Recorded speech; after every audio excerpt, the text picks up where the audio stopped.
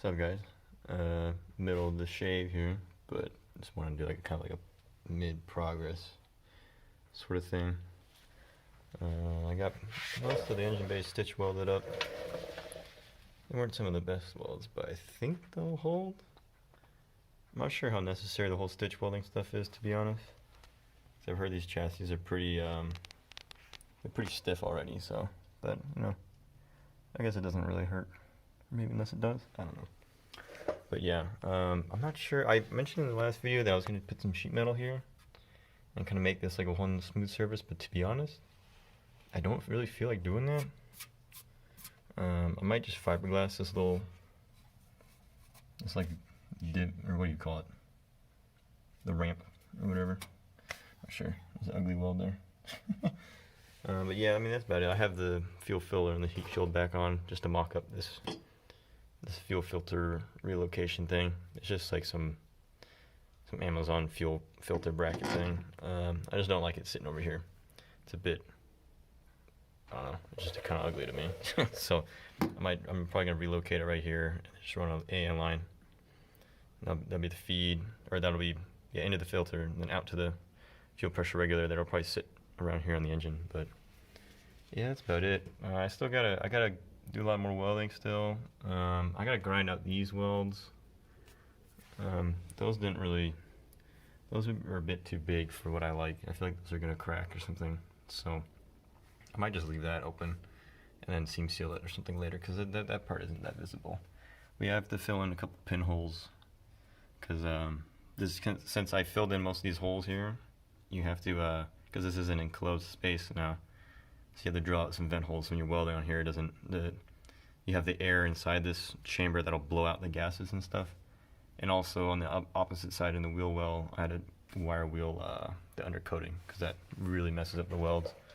Because like right here, the undercoating, it would burn on the backside and then it would come up through the weld and blow it out, and that was really bad. I had like this huge hole right here, so I had to fill that up. And then fiberglass should fill the rest of this in and smooth out the seams. I have to grind those down. These backside welds, these ones turn out pretty good. They're not too bad. These ones I just kind of spot welded and just kind of ran like a caterpillar, because this stuff is super thin, especially these sheets right here. I mean, this is like you hold the torch to that for like more than a second and it blows right through it. So yeah, and I also have to figure out what I want to do right here. I'll probably just fill that in with metal. Yeah, I'm still kind of figuring out what I should be filling in with metal and what I should be filling in with filler, because some of this stuff you just can't get a good weld on. So you'll figure that's just the progress so far. That's about it for now. I think the shock towers are looking all right. I'll have fiberglass those on. I think I'll leave that seam in, just so that I don't fill in the area where the nut is and then it's going to crack later, because that's going to ruin the street carrot a bit. But over here I didn't smooth out as much. I think these like little spot weld divots, I think I can just fill those in with the body filler, because those aren't that deep. But yeah, and then I also have to, this like circle area right here had like a grommet thing. This was really tricky as well. It's a really thin metal right here. I mean, you can kind of see, I mean, those holes are straight through the sheet metal, and every time I put the torch to it, it just blows right through because it's so thin. So I'll probably have to fill that with the fiberglass. But yeah, that's progress so far. I filled in all the holes in this side. I think I have to delete this bolt hole. Now that I figure out where I want to put the fuel filter, I'll delete this stud, and then I can fill in the old fuel filter bolt holes. I think I can get rid of that one, and these two as well. These were for the old fuel feed line that ran into the bottom of the filter. And then those two holes as well, and that one up there. But yeah, in this area, I don't know why I got real grinder happy here, but I pulled out all the seam sealer from this section thinking I was gonna like fiberglass it or something. But no one's gonna see that part of the engine bay, so I'll probably, when I repaint it, I'll probably have to put some seam sealer in that crack again, because I'm not gonna fiberglass that or weld that up, because I'm either gonna blow a hole in it and ruin it, or no one's gonna see it. So, yeah. Same thing with this spot, like I mentioned earlier. I'm not sure if I'll put sheet metal here or not, or if I'll just smooth this out with the fiberglass. Which, to be honest, I think I will just smooth it out, and then I'll have to seam weld this wavy section. I'm not sure why they did this weird like pattern here. It's been ocean wavy, but yeah, who knows?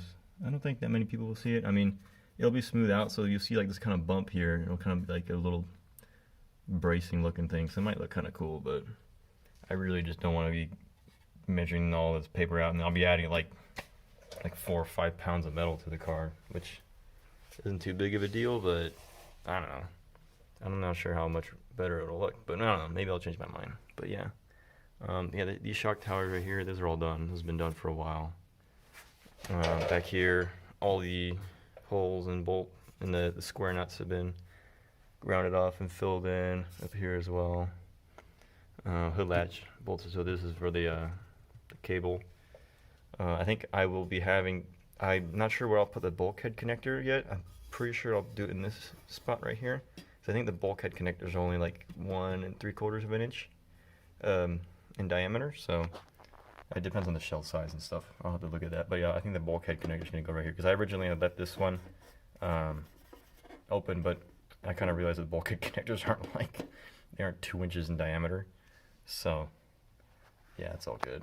Just fill that in. Same thing with this one. I think I'm gonna have to drill another hole for the alternator charging cable. Unless maybe I can do one like over here or something. Or yeah, I don't know. It'll probably be in here and run on the trunk and then go into the fuse box. But yeah, let's see. I filled out these other 2 holes here. There's originally like this end link motor mount because you have this motor mount, this motor mount, this motor mount, and then this motor mount in the subframe. And then on top of this one you have like this little dog bone end link kind of thing, and I've seen some people delete it and I've seen some people run it, and I don't know, I've talked to one guy, he said he doesn't notice a difference after deleting it, but he does have poly bushings on the front and rear, so maybe I'll have to go poly, but it just looks cleaner without it in. So yeah, and I also I want to weld up this edge here and kind of smooth it out so I can fiberglass it and make it look kind of like it's going to flow into this section here. And then I kind of did the same thing over here. I kind of ground this out a little bit, and also I welded this section. Ugh, I got the hiccups. This section here, I have to weld a little bit more right here and grind it down.